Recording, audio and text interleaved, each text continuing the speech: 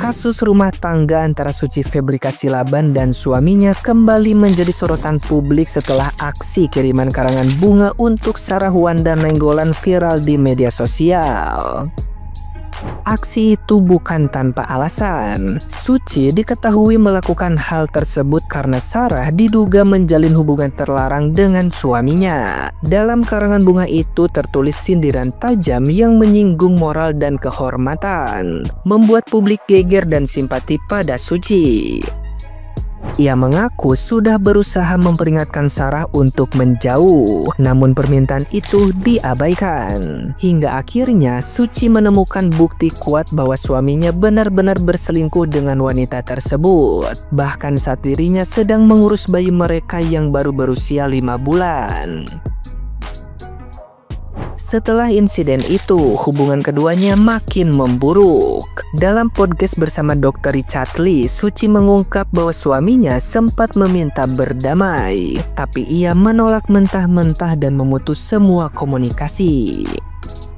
Awalnya ia berniat bertahan demi anak, namun setelah membaca pesan mesra suaminya dengan selingkuhannya, niat itu lenyap. Suci akhirnya memilih mengakhiri rumah tangganya yang baru berjalan 1,5 tahun, menyisakan luka dan kekecewaan mendalam. Nah, gimana nih menurut netizen yang terhormat? Silahkan berkomentar ya. Dari kasus perselingkuhan calon dokter muda, gue jadi paham gitu. Oh, ternyata gini kalau orang kaya lagi selingkuh gitu ya, yang tiba-tiba udah diterbangin ke Penang, tiba-tiba udah ke gapnya di hotel. Beda banget sama kasus-kasus perselingkuhan di sekitaran kampung gue gitu, yang entar ketawanya di rumah kosong lah, entar tiba-tiba udah gancet di bawah pohon tales lah. Maksud gue gini, nih orang-orang pada kagak punya modal, apa emang fantasinya yang terlalu liar gitu. Terus ya kalau orang kaya, balas dendamnya tuh elegan. Dia kirimin tuh karangan bunga yang tulisannya turut berduka cita atas hilangnya moral bla bla bla apalah itu ya. Kalau di kampung gua paling juga si pelakor ini dikiriminnya tanah kuburan gitu. Ngeri nggak lu?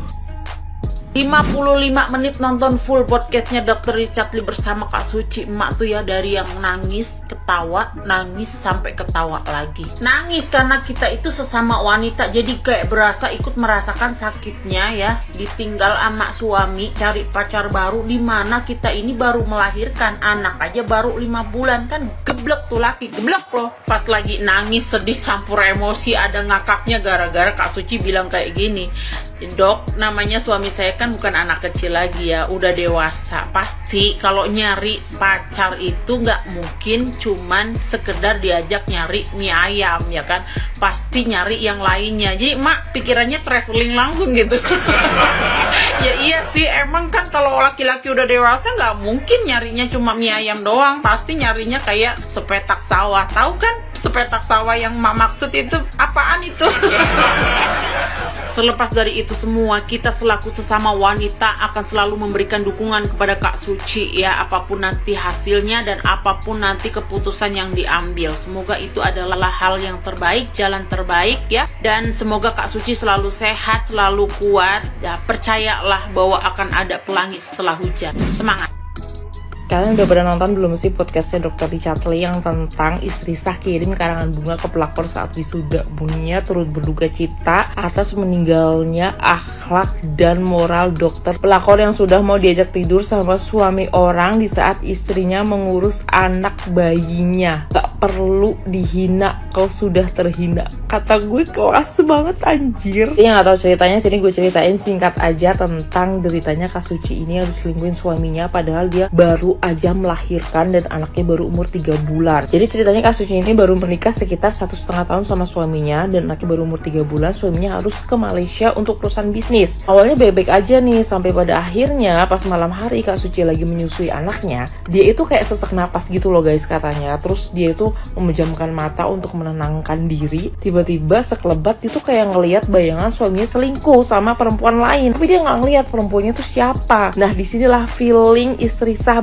kerja. Akhirnya dia telepon suaminya nanya, "Lu selingkuh nggak?" Tapi suaminya gimana pun caranya meyakinkan Kak Suci ini kalau dia tuh nggak selingkuh. Tapi tetap aja dia nggak percaya gitu loh dengan kesaksian suaminya. Akhirnya dia telepon salah satu temennya yang ada di Malaysia buat nyelidiki ke apartemen suaminya. Entah gimana caranya temen temen-temennya bisa naik ke unit suaminya, ke apartemennya, karena emang Tuhan udah kasih jalan, ya gak sih? Dan ternyata bener aja, dia tuh ngelihat ada perempuan di unit suaminya. Mendadak istri saya ini menjadi intel, itu gak segampang itu. Ternyata yang dilihat sama temennya bukan selingkuhan suaminya, tapi temen dari selingkuhan suaminya. Gimana pun juga feeling seorang istri saya tetap lanjut buat nyelidikin, dan sampai pada akhirnya suatu hari ada temen dari suaminya ini ngirim screenshot dari Instagram second account suaminya yang lagi nge-repost story dari seorang perempuan yang pakai baju dokter dengan sound calon mantu mamamu. Kayak kata gue, lo calon dokter tapi pelakor anjir. Ya udah, dari situ Kak Suci fix tahu nih laknya selingkuh, bahkan selingkuh sama mahasiswa kedokteran yang sama-sama orang Medan. Entah gimana caranya juga Kak Suci ini tiba-tiba jadi intel handal. Dia tahu nama mahasiswanya siapa, Sarah. Dia tahu rumahnya di mana, nomor telepon orang tuanya, kampusnya di mana, dia tahu. Semuanya dia tahu anjir. Kata gue kayak intel dadakan. Akhirnya Kak Suci ini kayak udah mediasi gitu loh guys. Udah sampai telepon ke orang tua dari pelakornya, tapi nggak ada respon sama sekali. Dia juga udah telepon ke pelakornya, dan ini gongnya ya. Pada saat si Kak Suci ini telepon pelakornya, si pelakornya ini bahkan nge-speaker omongan dia sama si Kak Suci, dan dia itu telepon ke lakinya Kak Suci pakai handphone lain. Kayak Kak Suci jadiin badut anjing. Kata gue kayak, gak jalan lu berdua ya, pada nggak inget anaknya baru umur 3 bulan lo, anjir lah. Si Kak Suci ini sampai ngomong gini loh sama si calon dokter itu, kamu kan calon dokter, kamu tuh bisa cari laki-laki yang lebih dari suamiku gitu, tapi kamu lihat deh anak aku mau cari bapaknya kemana. Kata gue kayak ini sedih banget. Dan tapi si lakor ini masih kekeh, bahkan masih ngejar si lakinya Kak Suci. Awalnya dia tuh pura-pura jadi korban. Dia tuh kayak bilang ke temen-temennya kalau dia tuh nggak tahu selama ini macarin laki orang, padahal dia tahu. Yang awalnya Kak Suci ini udah mau maafin suaminya, menganggap ya udahlah karena demi anak dia memperbaiki pernikahan. Tapi emang dasar lakinya dakjal, dia masih memperjuangkan si lakornya ini. Sampai dia tuh ngelindungin si lakornya guys. Lo tau gak sih, dia tuh sampai cat si lakornya gini, nanti kalau ditanya sama istriku gini. Jadi mereka tuh biar jawabannya tuh sama. Pertanyaannya kenapa si Kak Suci ini tahu semua jalan lakinya sama si pelakornya ini kong kali kong ngebohongin Kak Suci? Ya karena pada endingnya si Kak Suci ini melabrak lakornya kan, ngerebut handphonenya dan ketahuan dari chattingan mereka. Gue gila banget sih. Kak Suci ini udah bilang loh sama si pelakornya, lo udah mediasi 2 kali, lo udah minta maaf, gue udah maafin. Kalau lo mau berhenti ganggu laki orang, kalau lo mau berhenti berdua, udah dia mau maafin dan udah gitu. Tapi karena lo nggak mau berhenti, jangan salahin gue kalau misalnya nanti wisuda lo hancur, sarjana dokter lo nggak guna. Dan bener aja pada saat calon dokter ini mau sumpah kedokteran, Kak Suci ngirim nih karangan bunga kayak gini. Ini dia kirimkan pada saat si dokter ini mau wisuda. Mampus kata gue. Dan suaminya, lo tau gak sih yang lebih dakjalnya lagi, bahkan mau ngelaporin Kak Suci ini ke polisi. Jadi si lakinya ini nge-WhatsApp si lakornya bilang, laporin aja Mama L. Mama L itu istrinya lagi ngerawat anaknya, istrinya sendiri mau dilaporin, ibu dari anaknya mau dilaporin ke gara yang ngelabrak lingkungannya. Kata gue dakjal. Sekali lagi lakinya emang dakjal, bisa-bisa dia mau ngelaporin istrinya sendiri perkara dia mau ngirim bunga ke lakornya pada saat wisuda. Lagian lo jurusan kedokteran bisa jadi lakor, lo ngapain lo kuliah kedokteran, gak usah kuliah jadi lakor mah. Teman-teman pasti ngeh ya, di media sosial kita, di FYP kita banyak banget video kasus perselingkuhan, dan banyak banget video yang dilakuin sama istri sah yang memviralkan pelakor. Dan Ella tuh kesel banget ya sama kalian-kalian yang kalau ngomong di kolom komentar tuh gini, jangan salahin perempuannya doang, salahin juga dong suami lu, salahin juga tuh lakinya. Makanya jadi laki tuh jangan kegatelan, kalau nggak ngegoda masih perempuannya juga nggak bakal mau. Ella tuh setuju bahwa yang namanya perselingkuhan dilakukan dengan sadar antara laki-laki yang udah berumah tangga sama perempuan, dimana terkadang perempuannya ini juga udah berumah tangga. Kalau ngomong siapa yang salah, dua-duanya yang salah, sama-sama gatel. Emang lu pada tuh berpikir istri saya tuh sebodoh itu gitu ya, sampai dia tuh ujuk-ujuk ngelabrak si lakornya sampai diviralin gitu? Lu pikir dia nggak perhitungan dulu sama suaminya? Kalau Ella denger dari penjelasan istri sah, mereka itu rata-rata pengen rumah tangganya itu baik-baik aja. Mereka pengen suaminya berubah. Mereka tuh pengen si pelakornya itu menjauh. Mereka tuh udah ngelakuin itu kebanyakan. Jadi kenapa sih mereka sampai senekat itu memviralkan? Karena udah capek, udah berkali-kali negor suami atau negor istrinya misalnya yang selengki gitu ya. Ya karena nggak akan ngaku, bukannya nggak dimaki-maki suaminya, pasti udah sering berantem di rumahnya. Tapi yang namanya orang selengki ditanya, kamu selengki bener nggak, gini nggak, ya nggak bakalan ngaku. Maling mana ada yang ngaku, pasti akan bilang enggak, lu cuma salah paham, bla bla bla bla bla bla bla bla bla. Meskipun udah terbukti rata-rata laki pasti akan mengelak, pasti nggak akan ngaku. Nggak usah laki, perempuan juga gitu. Tristan tuh juga pasti udah dar der dor sama suaminya sebelum ngeviralin pelakornya gitu.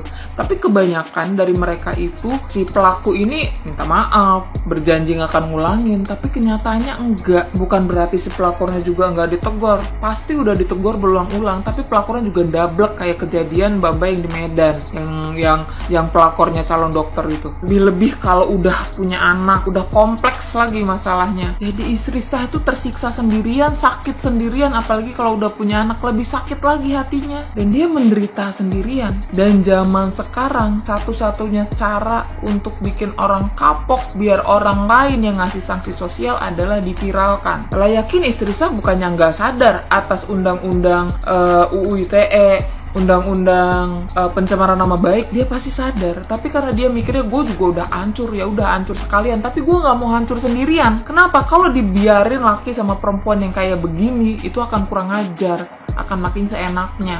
Makanya ya udah viralin sekalian. Dengan diviralin, yang kalian bilang suaminya doang ngajarin, nggak cuman perempuannya doang. Dengan diviralin pelakornya, suaminya ini juga akan hancur. Belum lagi kalau pelakornya udah pasti, dan di sini mencakup keluarga besar dari semua belah pihak gitu. Karena dengan cara kayak gitu, itu kayak sekali nepok dapat 2 nyamuk gitu. Ya, si pelakornya hancur, suaminya juga bakalan hancur.